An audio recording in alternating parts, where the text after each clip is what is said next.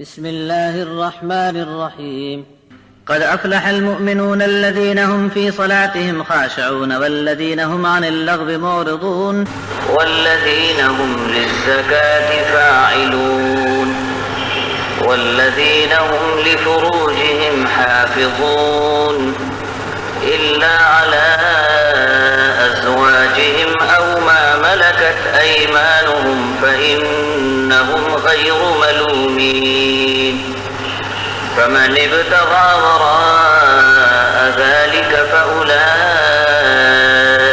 هم العادون والذين هم لأماناتهم وعهدهم راعون والذين هم على صلواتهم يحافظون أولئك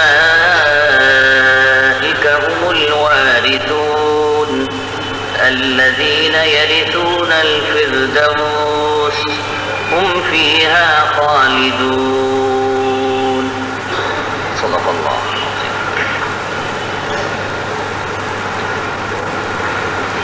آغاز تو بس اللہ کے نام سے ہے جو بے حد مہربان اور بہت بہت رحم فرمانے والا ہے. یقیناً ایمان والے کامیاب ہو گئے جو اپنی نمازوں میں خشوع کرتے ہیں اور جو بیہودہ باتوں سے منہ پھیرنے والے ہیں اور جو زکوٰۃ دیتے رہتے ہیں اور جو اپنی شرمگاہوں کی حفاظت کرتے ہیں مگر اپنی منکوحہ بیویاں اور مملوکہ باندیاں کہ ان سے مباشرت کرنے کی اجازت ہے اور اس پر کوئی ملامت نہیں ہے. ان کے علاوہ جو اوروں کے طالب ہوں گے تو وہی حد سے نکل جانے والے ہیں اور جو اپنی امانتوں کی اور اقرار کی رعایت اور لحاظ کرنے والے ہیں اور جو اپنی نمازوں کی حفاظت کرتے ہیں یہی لوگ وارث ہوں گے جو فردوس کے وارث ہونے والے ہیں, اس میں ہمیشہ رہیں گے. حاضرین کرام, ابھی آپ نے سورۃ المؤمنون کی ابتدائی 11 آیتوں کی تلاوت اور ان کا ترجمہ سنا. اللہ تعالیٰ کا کرم ہے کہ گزشتہ چہارشنبے کو پچھلے بدھ کو سورۃ الحج مکمل ہوئی اور سورۃ الحج کے ساتھ ہی گویا 17 پارے ہو گئے اور آج سے سورۃ المؤمنون کے ساتھ الحمدللہ 18ویں پارے کا آغاز ہو رہا ہے. یہ سورۃ المؤمنون مکہ مکرمہ میں نازل ہوئی. اس میں 6 رکوع ہیں اور 118 آیتیں ہیں. اس کی پہلی آیت میں جو لفظ مؤمنون ہے اسی سے اس سورت کا نام ہے سورۃ المؤمنون. سورۃ الحج کی آخری آیتوں میں اللہ تعالیٰ نے فرمایا تھا کہ هُوَ اجْتَبَاكُمْ وَمَا جَعَلَ عَلَيْكُمْ فِي الدِّينِ مِنْ حَرَجٍ.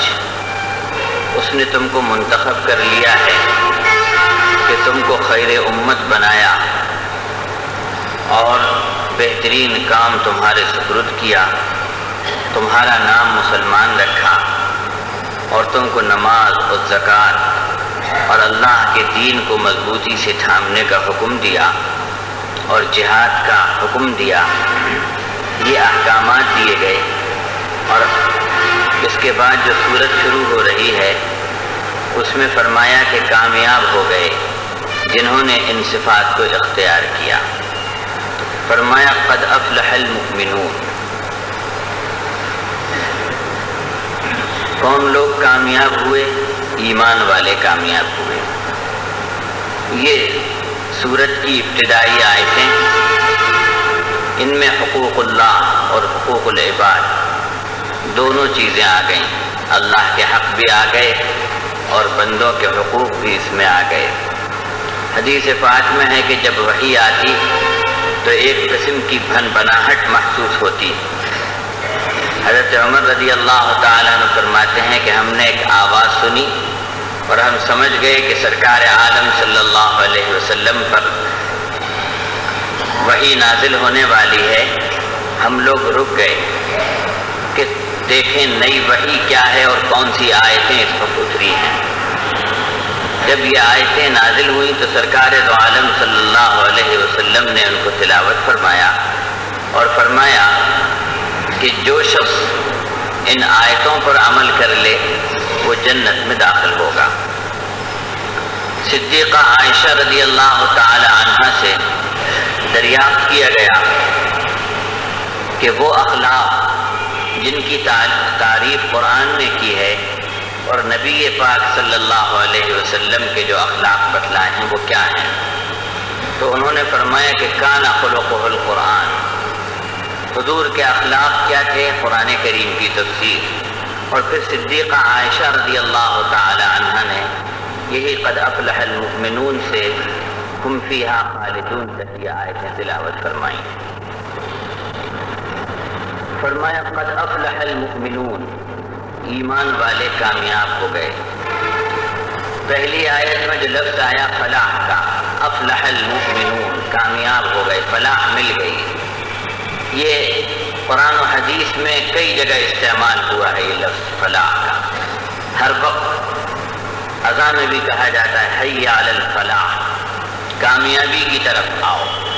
آخر وہ کون سی کامیابی ہے کہ جس کا ذکر قرآن و حدیث میں ہو رہا ہے اور خاص طور پر ان آیتوں میں فرمایا جا رہا ہے؟ فلاح کے لفظی معنی ہے مراد حاصل ہونا، کامیاب ہونا۔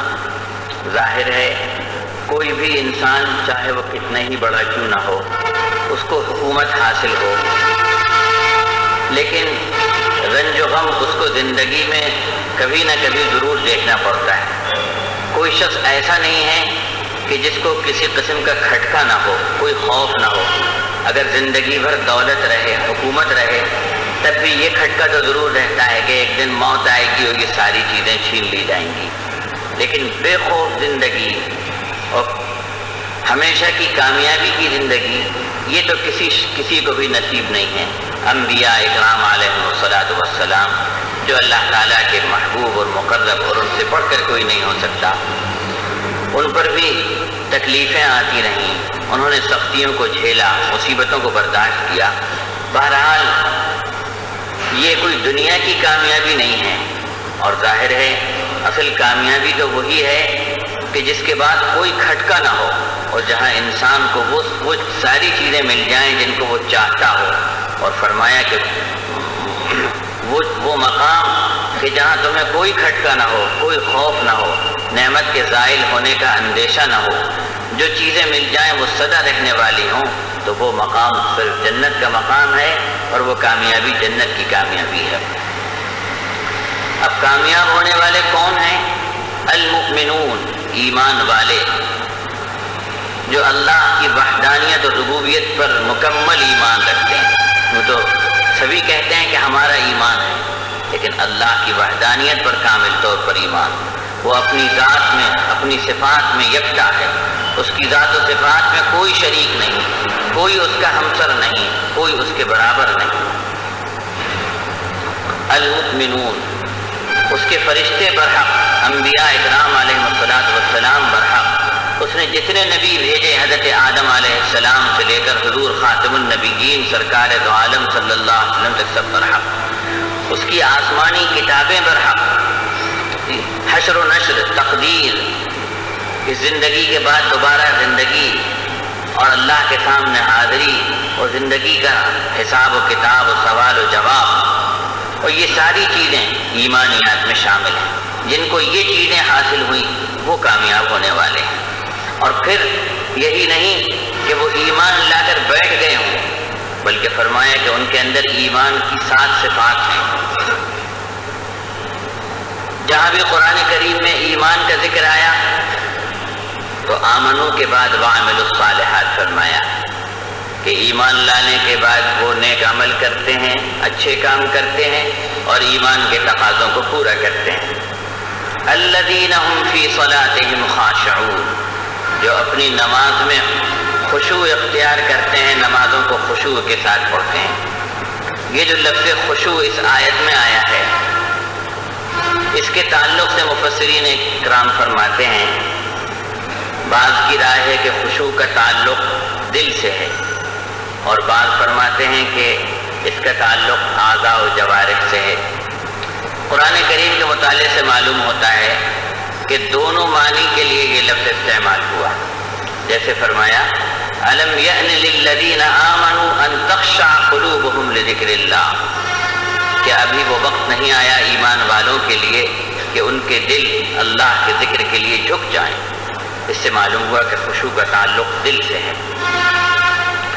دوسری آیت سے پتہ چلتا ہے کہ وَخَشَعَتِ الْأَصْوَاتُ لِلرَّحْمَنِ، آوازیں اللہ کے سامنے پست ہو گئیں۔ اس سے معلوم ہوا کہ اس کا تعلق نہیں، ظاہر سے ہے۔ حضرت علی رضی اللہ تعالیٰ عنہ اور دیگر مفسرین کرام فرماتے ہیں کہ اس کا تعلق ظاہر و باطن دونوں چیزوں سے ہے،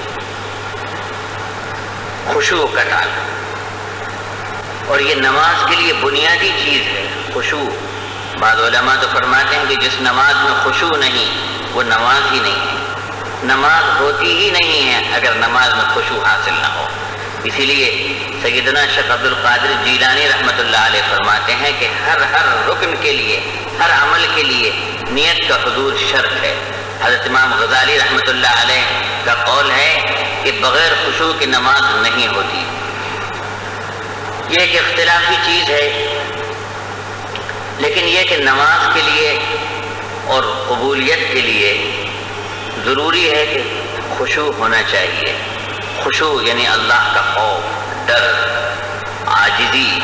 جب اللہ کا خوف دل میں ہوتا ہے تو اس کا اظہار اعضاء و جوارح سے ہوتا ہے، ہاتھ پیروں سے اس کا اظہار ہوتا ہے، ظاہر ہوتا ہے کہ دل کے اندر خشوع ہے۔ تو نماز کسی خشوع کے ساتھ اور اللہ کے خوف کے ساتھ پڑھنا چاہیے۔ یہ دھیان ہو کہ ہم اللہ کے سامنے کھڑے ہیں اور اللہ تبارک و تعالی ہم کو دیکھ رہا ہے۔ ان تعبد اللہ کأنک تراہ، اگر نماز میں یہ خیال پیدا ہو جائے کہ اللہ ہم کو دیکھ رہا ہے تو سوچئے نمازی کا کیا حال ہے۔ وَإِن لَّمْ تَكُن تَرَاهُ فَإِنَّهُ يَرَاكَ، اگر تم یہ نہیں سمجھ سکتے کہ تم اللہ کو دیکھ رہے ہو تو یہ خیال کر لو کہ اللہ تبارک و تعالی تم کو دیکھ رہا ہے، اور یہ تو ظاہر ہی ہے۔ اگر ہماری آنکھیں اس کی تجلیات سے محروم ہیں، وہ مشاہدہ نہیں کر سکتی، تو یقیناً اس کی نگاہیں تو ہم پر ضرور پڑتی رہتی ہیں۔ جب نماز میں خشوع ہو، دل میں خشوع ہو، تو آدمی ہاتھ پیروں کو ٹھیک رکھتا ہے۔ سرکار دو عالم صلی اللہ علیہ وسلم نے ایک شخص کو دیکھا کہ وہ نماز میں اپنی داڑھی سے کھیل رہا ہے۔ آپ نے فرمایا اگر اس کے دل میں خشوع ہوتا تو اس کی یہ حالت نہیں ہوتی۔ ایک اور حدیث میں ہے، رسول اکرم صلی اللہ علیہ وسلم ارشاد فرماتے ہیں کہ سب سے پہلے دل کا خشوع اٹھ جائے گا۔ مسجدیں بھری ہوں گی، پوری قوم ہوگی، مگر ان میں کوئی ایک شخص بھی ایسا نہیں ہوگا کہ جس کے دل میں کامل طور پر خشوع و خضوع۔ اسی لیے توجہ اور دھیان اللہ کی طرف ہونا چاہیے، نگاہ نیچی رکھے۔ جب کھڑا ہوا ہے انسان، سجدے کی جگہ پر اس کی نظر ہو، ادھر ادھر التفات نہ کرے۔ بعض حضرات فرماتے ہیں کہ اگر آدمی نے ادھر ادھر توجہ کی اور اس نے یہ شناخت کر لی کہ دائیں کون کھڑا ہے، بائیں کون کھڑا ہوا ہے، تو اس کی نماز چلی جائے۔ بہرحال ہم جہاں تک کنٹرول کر سکتے ہیں ہم کو کرنا چاہیے۔ خشوع و خضوع ہو، دھیان ہو، اور یہ عبادت ہماری جو ہو رہی ہے یہ عادت نہ بن جائے کہ بس ایک ہم عادت کے طور پر یہ سارے کام کر رہے ہوں۔ نہیں، اللہ کا حکم ہم سمجھیں اور یہ سمجھیں کہ اللہ کے سامنے حاضری ہے، اللہ سے لینے کا ذریعہ یہی ہے، کامیابی یہی ہے۔ اللہ کے دربار میں ہم کھڑے ہیں، معمولی حاکموں کے سامنے کھڑے ہوتے ہیں تو کیا حال ہوتا ہے، اور احکم الحاکمین کے دربار میں کھڑے ہوں، یہ سوچنے لگے تو بتائیے کہ انسان کے قلب کی اور اس کے دل کی اور اس کے ہاتھ پیروں کی کیا کیفیت ہوگی۔ تو پہلی صفت یہ فرمائی کہ الذین هم فی صلاتهم خاشعون، وہ نماز خشوع و خضوع سے ادا کرتے ہیں، خوف کے ساتھ ادا کرتے ہیں، ہیبت کے ساتھ ادا کرتے ہیں، دل میں بھی خشوع ہوتا ہے اور ہاتھ پیروں سے بھی ظاہر ہوتا ہے، ہاتھ پیر بھی ان کے پرسکون رہتے ہیں، نہ ہلتے ہیں نہ ڈلتے ہیں، نہ جھولتے ہیں نہ ادھر ادھر ہوتے ہیں، نہیں، پورے سکون اطمینان و وقار کے ساتھ وہ نماز ادا کرتے ہیں۔ والذین هم عن اللغو معرضون، کامیاب ہونے والے وہ ہیں کہ جو لغو بیہودہ باتوں سے اعراض کرتے ہیں۔ وَإِذَا مَرُّوا بِاللَّغْوِ مَرُّوا كِرَامًا، جب بیہودہ باتوں پر ان کا گزر ہوتا ہے تو وہ شریفانہ چال چلتے ہوئے نکل جاتے ہیں وہاں سے۔ وَإِذَا خَاطَبَهُمُ الْجَاهِلُونَ قَالُوا سَلَامًا، اور جب جاہلوں سے ان کا مقابلہ ہو جاتا ہے تو وہ کہتے ہیں کہ بس تم سلامت رہو، ہم چلتے ہیں، ہم یہاں سے جاتے ہیں۔ ان کو اتنی فرصت ہی نہیں ہے کہ وہ لغو و بیہودہ باتوں میں مشغول و مصروف ہوں، کیونکہ وہ اللہ کی بندگی میں لگے ہوئے ہیں۔ والذین هم للزکاۃ فاعلون، اور وہ زکوٰۃ ادا کرنے والے ہیں، زکوٰۃ دیتے رہتے ہیں۔ یہ نہیں کہ ایک سال زکوٰۃ دی اور اس کے بعد چھٹی، ہر سال زکوٰۃ دینا ہے، زکوٰۃ ادا کرتے رہتے ہیں۔ مالی زکوٰۃ، بدنی زکوٰۃ، زکوٰۃ کے معنی تو ہیں کہ پاک کرنا، خذ من اموالہم صدقۃ تطہرہم وتزکیہم بہا، اے نبی ان کے مالوں میں سے آپ حصہ نکال لیں، اور یہ حصہ نکالنا ان کے مال کو پاک کر دے گا اور ان کا تزکیہ کرے گا۔ تو بدن کی پاکی، مال کی پاکی، خیالات کی پاکی، ہر چیز کی پاکی مطلوب ہے کہ والذین هم للزکاۃ فاعلون۔ ابھی آپ نے سنا کہ یہ سورت مکہ مکرمہ میں نازل ہوئی اور زکوٰۃ کا حکم مدینہ طیبہ میں۔ مفسرین اکرام اس میں یہ تطبیق دیتے ہیں اور مطابقت فرماتے ہیں کہ نہیں، زکوٰۃ کا حکم تو مکہ مکرمہ ہی میں مل گیا تھا، مگر نصاب کیا ہے، مقدار کیا ہونی چاہیے، یہ سب مدینہ طیبہ میں مقرر ہوئی ہیں یہ ساری چیزیں۔ تو والذین هم للزکاۃ فاعلون، وہ زکوٰۃ کو ادا کرنے والے ہیں۔ والذین هم لفروجهم حافظون، اور وہ اپنی شرمگاہوں کی حفاظت کرنے والے ہیں۔ الا علی ازواجهم او ما ملکت ایمانهم فانهم غیر ملومین، مگر اپنی بیویوں سے اور اپنی بانیوں سے مباشرت کرنے میں، صحبت کرنے میں کوئی حرج نہیں ہے، وہ ان کے لیے جائز ہیں۔ فمن ابتغى وراء ذلك فاولئک هم العادون، منکوحہ وہ بھی جس سے شریعت نے نکاح جائز رکھا ہے۔ اگر کوئی شخص ایسی عورت سے نکاح کر لے کہ جو شرعاً جائز نہیں ہے تو وہ نکاح نہیں ہوگا، وہ حرام ہے۔ اور بانیاں وہ بھی شرائط کے ساتھ، اور اب آج کل تو بانیاں نہیں ہیں اور نہ ان کا رواج ہے۔ یہ جو گھر میں کام کاج والیاں ہوتی ہیں ان کو کوئی شخص اگر باندھی سمجھ لے تو بہت بڑے دھوکے میں اور بڑی غلطی میں مبتلا ہے۔ فمن ابتغى وراء ذلك فاولئک هم العادون، ان کے علاوہ جو شخص اپنی خواہش کو پورا کرنے کا جو بھی طریقہ اختیار کرے گا تو وہ حد سے بڑھ جانے والا ہے۔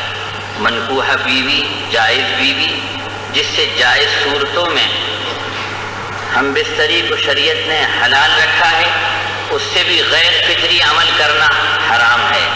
اسی طرح اور بھی کسی طریقے سے اپنی خواہش کو پورا کرنا، چاہے وہ عورت کے ساتھ ہو، مرد کے ساتھ ہو یا اپنے ہاتھ سے ہو، یہ ساری چیزیں حرام ہیں، ناجائز ہیں۔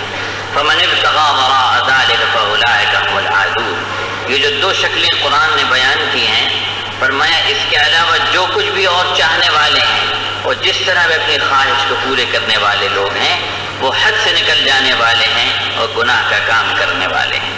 فمن ابتغى وراء ذلك فاولئک هم العادون والذین هم لاماناتهم وعهدهم راعون، وہ اپنی امانتوں کو ادا کرنے والے ہیں اور عہد اقرار کو پورا کرنے والے ہیں۔ امانت کیا ہے؟ روپیہ پیسہ یہی امانت نہیں ہے، یہ بھی امانت ہے۔ کسی کی بات آپ کو معلوم ہے تو وہ بھی امانت ہے، راز امانت ہے، زندگی امانت ہے۔ آپ جس عہدے پر کام کر رہے ہیں وہ عہدہ آپ کے لیے امانت ہے۔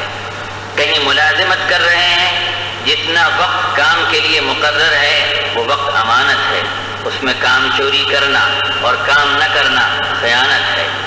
امانت کا مفہوم بہت وسیع ہے، بہت جامع ہے۔ یہ زندگی امانت ہے۔ انسان اس زندگی کا، اس جسم کا مالک نہیں ہے کہ اس کو جہاں چاہے ختم کر دے، جیسے چاہے ہلاک کر دے۔ خودکشی نہیں کر سکتا کیونکہ ہم اس جسم کے مالک نہیں ہیں۔ یہ جسم امانت ہے، زندگی امانت ہے، ایک ایک نعمت جو ملی ہوئی ہے کہ وہ امانت ہے، ہر عہدہ امانت ہے، ہر منصب امانت ہے اور ہر ذمہ داری امانت ہے۔ اس لیے اللہ تبارک و تعالیٰ نے جو لفظ استعمال فرمایا وہ امانات فرمایا کہ جمع، اور یہ امانت بہت اہم صفت ہے۔ روپیے پیسے کی امانت وہ بھی بڑی اہم امانت ہے۔ امانت داری نہ ہو تو کچھ بھی نہیں۔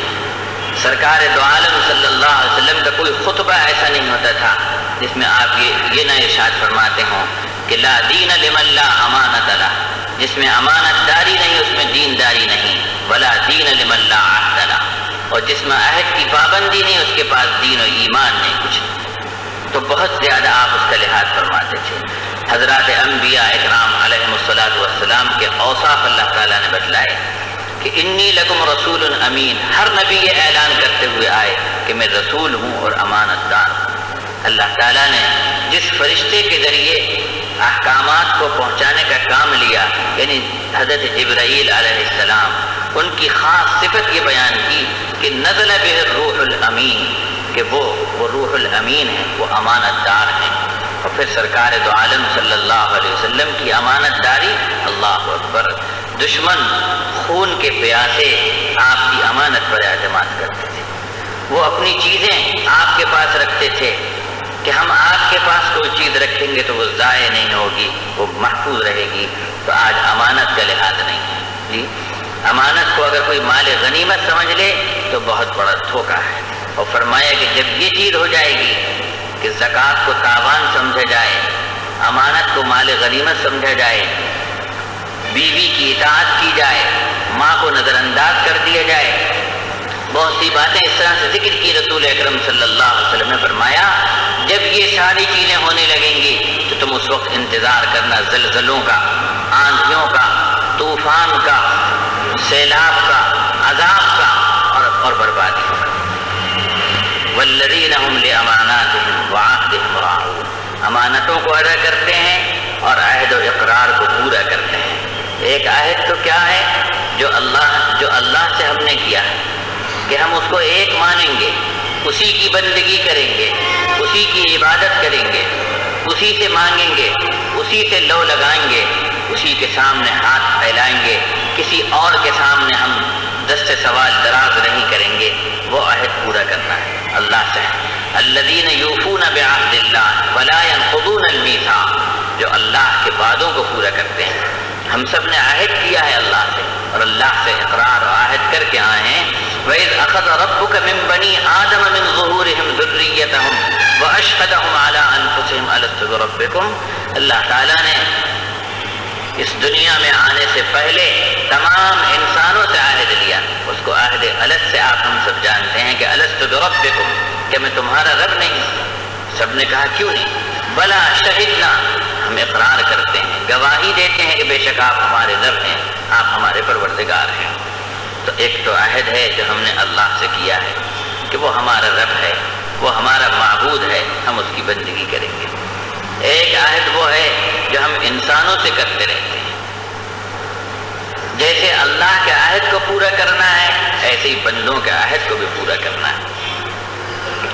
اور یہ عہد کی پوچھ ہوگی وَأَوْفُوا بِالْعَهْدِ إِنَّ الْعَهْدَ كَانَ مَسْئُولًا، وعدہ پورا کرو اس لیے کہ وعدے کے بارے میں پوچھا جائے گا۔ ابھی کچھ روز پہلے میں نے ایک خطبے میں کہا تھا کہ آج وعدہ خلافی کا یہ حال ہو گیا ہے کہ لوگ کہتے ہیں کہ مسلمان وعدے کی پابندی نہیں کرتا اور غیر وعدے کی پابندی کرتے ہیں۔ تو اس وقت مجھے معلوم ہوا کہ واقعی یعنی یہ میرا کہنا ایسا جیسے کہ دکھتی رگ پر ہاتھ رکھ دینا. بہت سے لوگوں نے کہا کہ صاحب واقعی صحیح بات کہی، آج کل یہی ہو رہا ہے، وعدے کی پابندی نہیں ہوتی. تو امانت داری، ایفا عہد، یہ ایمانی صفات ہیں، اور ان کی خلاف ورزی کو رسول اکرم صلی اللہ علیہ وسلم نے نفاق کی علامتیں بتلائی ہیں. فرمایا آیت المنافق ثلاث، اذا حدث کذب واذا وعد اخلف واذا اؤتمن خان. فرمایا منافق کی 3 نشانیاں ہیں، جب بات کرے تو جھوٹ بولے، واذا وعد اخلف، اور جب وعدہ کرے تو اس کی خلاف ورزی کرے، واذا اؤتمن خان، اور جب اس کے پاس امانت رکھی جائے تو خیانت کرے. تو ایک عہد وہ بھی ہے جو ہم نے بندوں سے کیا ہے. آدمی خود بھی کچھ عہد کر لیتا ہے کہ میں فلاں اچھا کام کروں گا، گناہوں کو چھوڑ دوں گا. یہ جو عہد آدمی کرتا ہے ان کی بھی پابندی کرنی چاہیے. ہاں ناجائز عہد کوئی کر لے وہ عہد توڑنا چاہیے اور اس کا کفارہ ادا کرنا چاہیے. مثلا کسی نے عہد کر لیا کہ میں فلاں صاحب سے تعلق نہیں رکھوں گا، نہیں، اس کا کفارہ ادا کرے، اس کو توڑے اور ان سے بات کرے. فلاں جگہ میں نہیں جاؤں گا. ایسے ناجائز جو عہد ہوں ان عہدوں کو توڑ دینا چاہیے. والذین هم علی صلواتهم یحافظون، اور آخری صفت پھر بتلائی ایمان والوں کی کہ وہ اپنی نمازوں کی حفاظت کرنے والے ہیں. ایسا نہیں کہ بس جیسا دل چاہا پڑھ لیا، نہیں، بلکہ نماز اہتمام سے، آداب کی رعایت سے، سنن کا بھی لحاظ ہے، مستحبات کا بھی لحاظ ہے، فرائض کو جانتے ہیں، اس میں قرآن بھی صحیح پڑھنے کی کوشش کرتے ہیں. یہ ہے نماز کی حفاظت. والذین هم علی صلواتهم یحافظون. پہلے بھی صلاۃ کا ذکر تھا اور آخر میں بھی صلاۃ کا ذکر ہے. اس سے نماز کی اہمیت کا اندازہ ہوتا ہے. اسی لیے تو ارشاد فرمایا سرکار دو عالم صلی اللہ علیہ وسلم نے کہ قیامت میں سب سے پہلے نماز کا حساب ہوگا. اگر نماز صحیح نکلی تو دوسرے اعمال بھی اس کے درست ہوں گے، اور اگر نماز بھی غلط ہے تو دوسرے اعمال بھی پھر برباد کر سکتے ہیں. تو نماز کی حفاظت ہو، نماز کی پابندی بھی ہو. یہ نہیں کہ گنڈے دار نماز پڑھ لی، کبھی پڑھ لی کبھی چھوڑ دی نماز. موقع ملا تو نماز پڑھ لی، وقت مل گیا تو نماز پڑھ لیں گے، اور وقت نہیں ملا بس ہم بہت مصروف ہیں، ہمیں کام. جیسے اور کام ہیں ایسے ہی نماز بھی ایک کام ہے.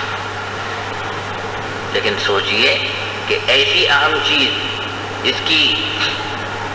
جس کے بغیر چھٹکارا نہیں، اور جس کا دین میں یہ درجہ کہ اس کے بغیر دین کا تصور نہیں، جس کو دین کا ستون فرمایا، اور فرمایا کہ اگر یہ نہ ہو تو دین کو ایسا سمجھا جائے کہ جیسے کہ بغیر سر کے انسان ہو. تھڑ موجود ہے، جسم موجود ہے، لیکن سر اس کے اندر نہیں.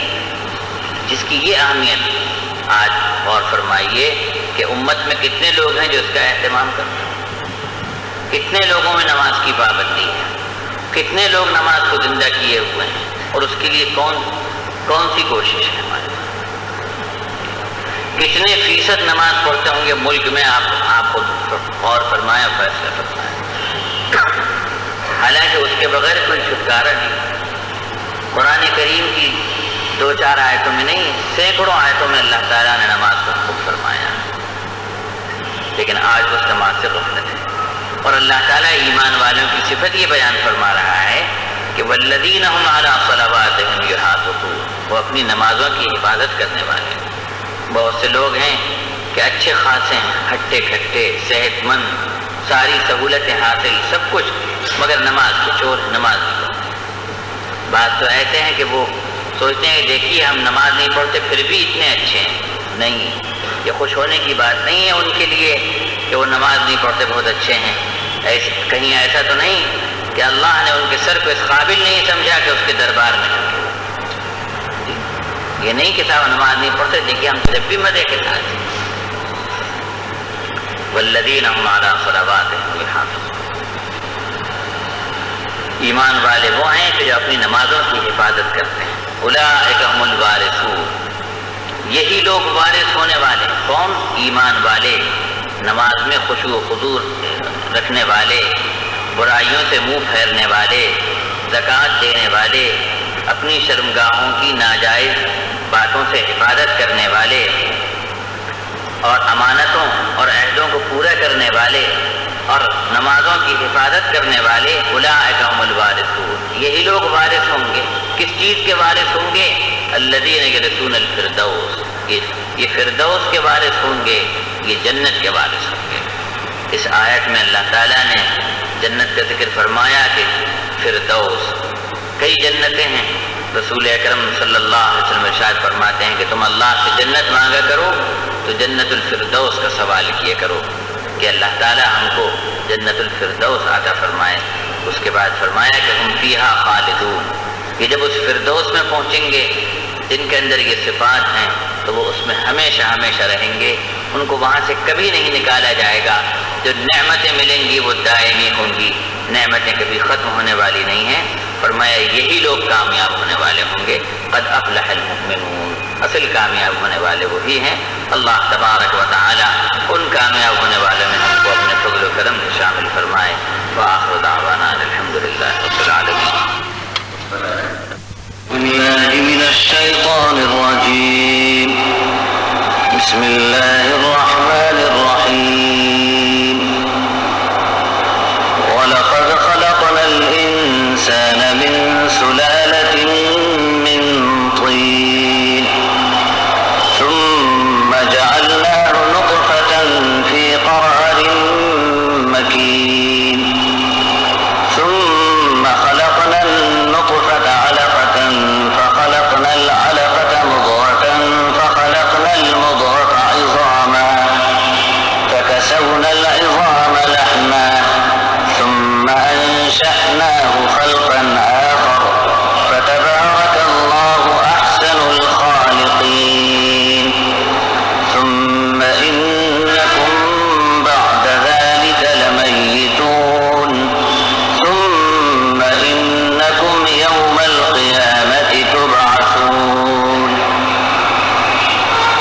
ولقد خلقنا فوقكم سبع طرائق وما كنا عن الخلق غافلين وأنزلنا من السماء ماء بقدر فأسكناه في الأرض وإنا على ذهاب به لقادرون فأنشأنا لكم به جنات من نخيل وأعناب لكم فيها فواكه كثيرة ومنها تأكلون وشجرة تخرج من طور سيناء تنبت بالدهن وصبغ للآكلين وإن لكم في الأنعام لعبرة نسقيكم مما في بطونها ولكم فيها منافع كثيرة ومنها تأكلون وعليها وعلى الفلك تحملون صدق الله۔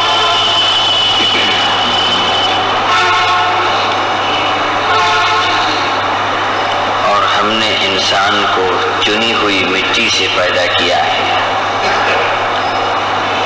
پھر ہم نے اس کو نطفہ بنا کر ایک مضبوط جگہ میں رکھ دیا، پھر ہم نے نطفے کو جمع ہوا خون بنایا، پھر جمے ہوئے خون کو ہم نے گوشت بنایا اور پھر گوشت سے ہڈی بنائی اور ہڈی پر ہم نے گوشت چڑھا دیا، پھر ہم نے اس کو نئی صورت میں پیدا کر دیا۔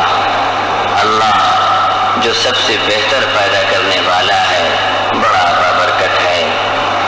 پھر تم اس کے بعد مرتے ہو، پھر تم قیامت کے دن اٹھا کھڑے کیے جاؤ گے، اور ہم نے تمہارے اوپر 7 آسمان بنائے اور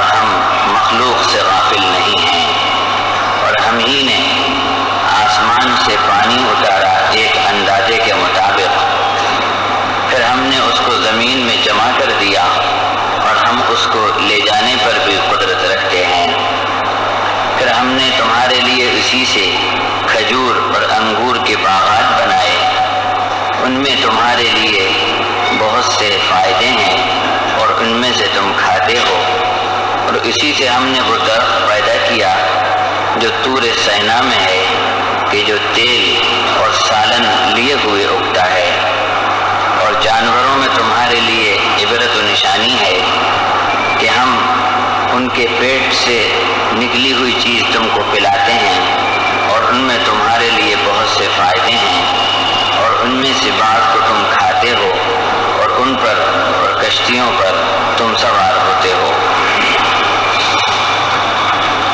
حاضرین کرام، ابھی آپ نے سورۃ المؤمنون کی آیت نمبر 12 سے آیت نمبر 22 تک 12 آیتوں کی تلاوت اور ان کا ترجمہ سنا۔ ان سے پہلے والی آیتوں میں دنیا و آخرت میں کامیابی کا طریقہ بتلایا گیا، اور وہ کامیابی کا طریقہ کیا کہ اللہ کی اطاعت و عبادت کی جائے اور اس کے بندوں کے حقوق ادا کیے جائیں، اور وہ اس لیے ضروری ہے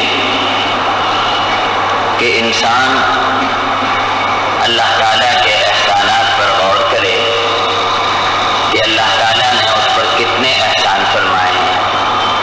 ان احسان کا تقاضا یہی ہے کہ انسان اللہ کی اطاعت میں لگ جائے۔ اپنے احسانات ذکر کرتے ہوئے فرمایا وَلَقَدْ خَلَقْنَا الْإِنسَانَ مِنْ سُلَالَةٍ مِّن طِينٍ، کہ ہم نے انسان کو مٹی کے خلاصے سے پیدا کیا ہے۔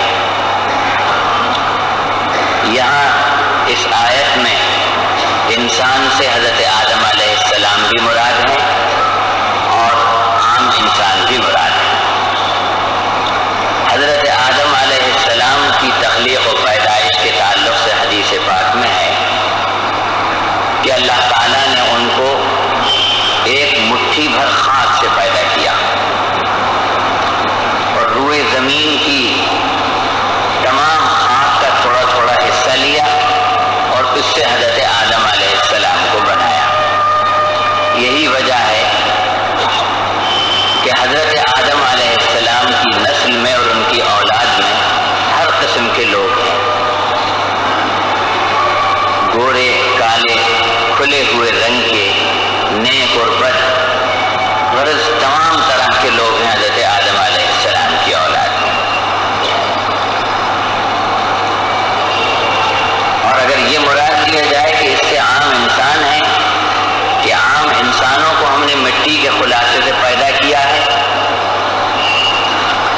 انسان جو غذائیں استعمال کرتا ہے ظاہر ہے وہ زمین سے نکلتی ہیں، زمین سے اگتی ہیں، انہی غذاؤں کو وہ کھاتا ہے، ان غذاؤں کا خلاصہ نتیجہ نطفے کی شکل میں بنتا ہے، اور پھر اسی نطفے سے ایک انسان کی پیدائش و تخلیق ہوئی۔ آگے فرمایا ثم جعلناہ نطفۃ فی قرار مکین، پھر وہ اس نطفے کو ہم اپنی قدرت سے ایک مضبوط جگہ میں یعنی رحم مادر میں رکھ دیتے ہیں کہ ہلنے جلنے نہ پائے، ضائع نہ ہونے پائے۔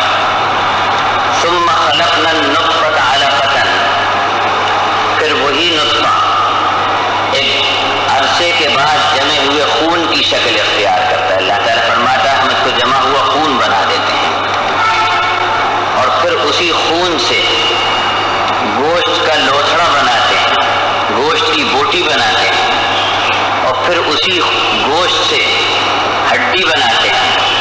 فَكَسَوْنَا الْعِظَامَ لَحْمًا، اور پھر ہڈی پر ہم گوشت چڑھا دیتے ہیں۔ کچھ تو گوشت ہی رہ جاتا ہے اور کچھ کی ہڈیاں بنتی ہیں، اور پھر ان ہڈیوں پر گوشت و پوست اللہ تعالیٰ چڑھا دیتا ہے۔ ثُمَّ أَنشَأْنَاهُ خَلْقًا آخَرَ، پھر ہم اس میں روح ڈال دیتے ہیں۔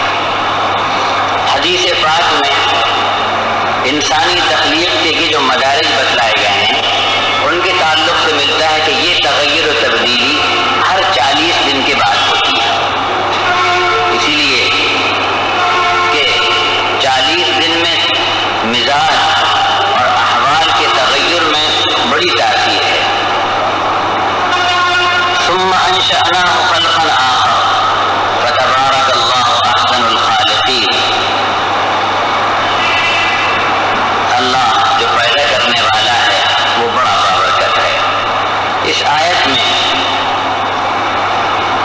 انسانی تخلیق کے 7 مدارج بتلائے. پہلے یعنی مٹی، پھر نطفہ، پھر خون کا لوتھڑا، پھر گوشت کی بوٹی، پھر ہڈی، اور پھر ہڈی پر گوشت و پوست کا چڑھانا، اور اس کے بعد اس میں روح کا پھونکا جانا. یہ جو 7 مدارج بتلائے گئے ہیں، اس سے حضرت ابن عباس رضی اللہ تعالی عنہ نے ایک عجیب استدلال فرمایا. حضرت عمر فاروق اعظم رضی اللہ تعالی عنہ نے صحابہ سے دریافت کیا کہ رمضان المبارک میں شب قدر کب ہوتی ہے؟ بڑے بڑے صحابہ موجود تھے. انہوں نے عرض کیا کہ امیر المؤمنین، اللہ تعالیٰ ہی زیادہ بہتر جانتا ہے کہ شب قدر کب ہوتی ہے. تو حضرت عمر نے حضرت ابن عباس رضی اللہ عنہ سے پوچھا کہ آپ فرمائیے، آپ بتلائیں. بہت چھوٹے تھے، بہت کم سن تھے. ان سے جب دریافت کیا تو انہوں نے فرمایا اللہ تعالیٰ نے 7 زمینیں پیدا کی، 7 آسمان بنائے، طواف میں 7 چکر ہیں، اور اسی طرح صحیح میں 7 ہیں، اور انسانی پیدائش کے مدارج 7 میں جو اس آیت میں ذکر کیے گئے ہیں. اس سے معلوم ہوتا ہے کہ رمضان مبارک کی شب قدر بھی 27ویں شب میں ہوتی ہے. یہ جو استدلال فرمایا، بہت خوش ہوئے حضرت عمر رضی اللہ عنہ، اور بڑے صحابہ سے کہا کہ دیکھو اس کم عمر لڑکے نے کیا بات کہی ہے، ایسی بات کہی ہے جو تم نہیں کہہ سکے. تو بہرحال انسان کی پیدائش کے یہ 7 مدارج ہیں جو اس آیت میں ذکر کیے گئے. فتبارک اللہ احسن الخالقین، بہت بابرکت ہے اللہ جو سب سے بہتر پیدا کرنے والا ہے. یہ آیت نازل ہوئی، رسول اکرم صلی اللہ علیہ وسلم اس کی کتابت کرا رہے تھے، صحابہ کو لکھوا رہے تھے. وہی لکھنے والے صحابہ تھے، اور ابھی سرکار یہاں تک پہنچے ثم انشأناہ خلقا آخر. حضرت عمر رضی اللہ تعالیٰ عنہ بھی موجود تھے، اور انہوں نے خود بغیر سنے ہوئے آیت کا ٹکڑا پڑھ دیا، فتبارک اللہ احسن الخالقین. رسول اکرم صلی اللہ علیہ وسلم مسکرا دیے اور فرمایا کہ ہاں اس کے آگے